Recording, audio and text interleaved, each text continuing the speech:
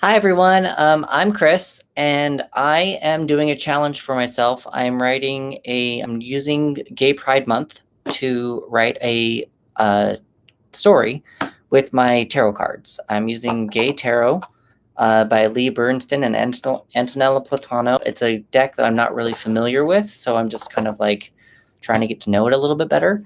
And I just want to show how writers can use tarot to unblock some creativity, unblock your writer's block.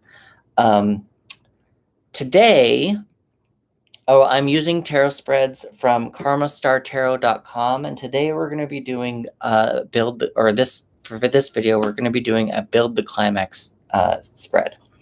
So, how we started this is on Karma Star Tarot, day 0 and day 13 are kind of the same thing. They use the same spread. 0 was what your themes are, or how Act 1, 2, and 3 and the themes and the climax.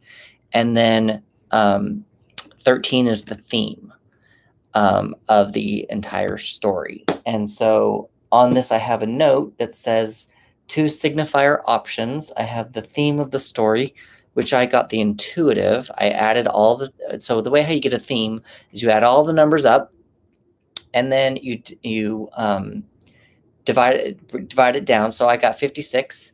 So I did 5 plus 6 is 11, and 11 was 1 plus 1 is 2. And the major arcana, the intuitive, is was the number 2 card. So that's kind of how I got the theme of the entire story that we're doing, which actually does kind of make sense. Our main character is Sage. He is kind of freshly coming out of the closet. Has friends that are pulling him in different directions, fell in love with a guy that he thought was his sidekick, but also maybe turned out to not be his sidekick, turned out to be the villain of the story. Yeah, so I'm putting these 2 cards aside, and we're doing the build to the climax. So this is a 5-card spread. I'm going to just shuffle these really fast. You know what? I'm actually wanting to I did this before, and I just lost the card. It was the moon card. Let's see if we can find the moon really fast. Because that was the climax card, the climax of from the spread on that day. So this is the moon card. So this is the climax. Now we've just done in a couple of videos ago, I did a spread where they kind of just had a fight, and the moon card was there, and it was reversed, and it was like their chemistry was gone and out the window. And that's kind of what I'm going to just use that as a signifier as well, like the climax signifier here. So we're just going to shuffle these cards, and we'll see what comes up.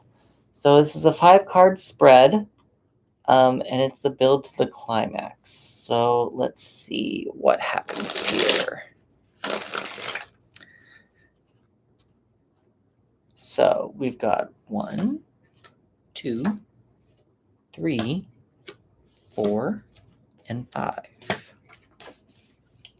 Okay. Okay, so number 1 is the external urgency. An external event that pushes the main character forward. We got an Ace of Cups reversed. Cups are emotions. And aces are like seeds to something, something that's not quite formed yet, an idea that you can't quite put your finger on yet. So with the ace, someone else's external emotion is blocked. Maybe he sees a little bit of himself in somebody else and sees kind of like a mirror image, like someone else going through a breakup, and is like, oh, is that what I'm feeling? Is that what I look like? Is that how depressed I am? So that could be the external thought or the external urgency. He actually kind of sees his own reflection about how stupid he's reacting to this breakup when it's the most healthiest thing in the world for him. The internal urgency, the internal development, which which forces the character arc.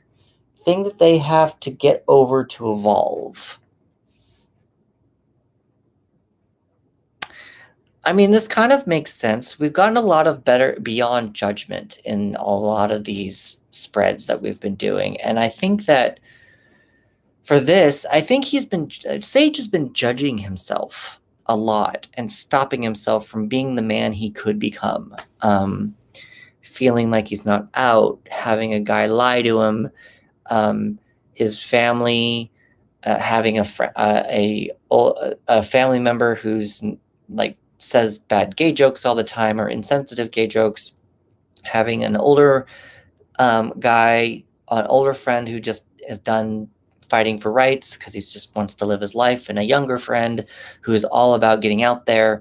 And his younger friend, where he met this guy that he's been dating, he met this guy at one of his friends' events. So I think that he just kind of is feeling like the world is impacting him a lot, and I feel like he's been judging himself too much, and he's not able to move forward with that. But maybe the internal urgency, he's finally able to move forward. He's finally able to go beyond his own judgment and go forward with his life and see how this emotion is messing with him. Number 3 is how the internal and the external urgencies are related. And we got the Two of Cups reversed. And I'm just going to say something very similar since we got the Ace of Cups earlier.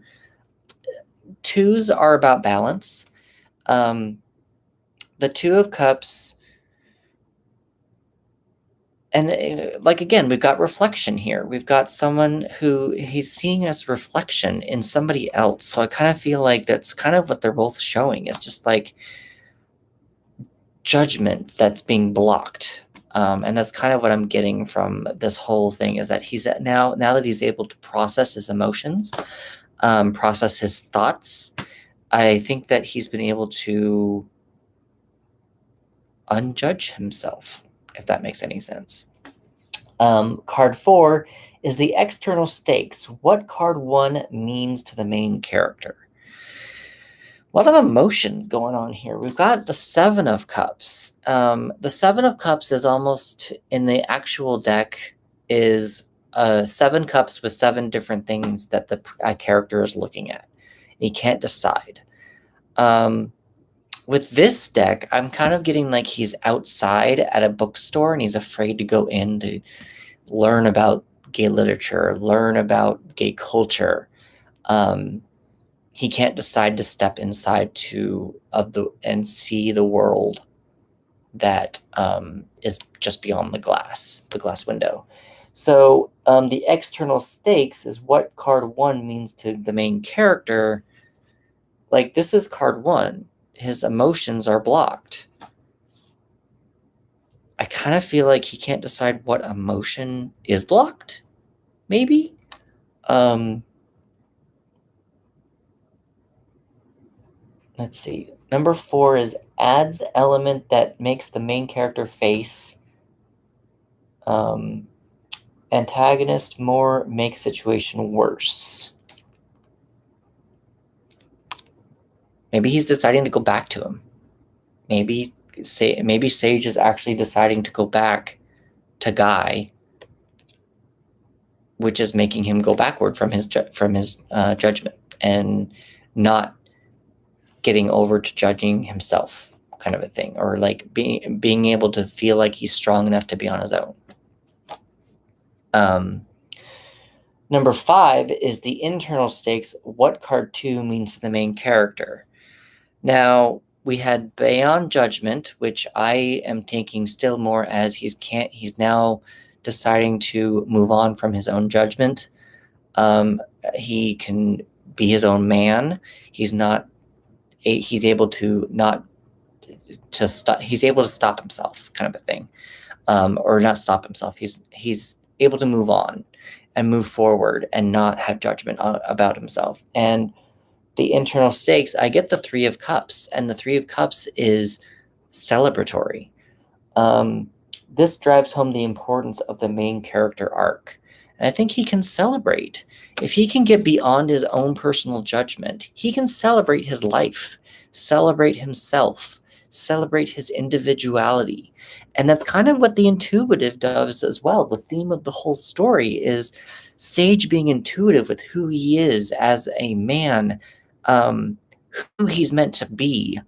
And he can celebrate that. Pride is meant to be celebrated. Being gay is meant to be celebrated. It's not meant to be judgmental about or to judge yourself about.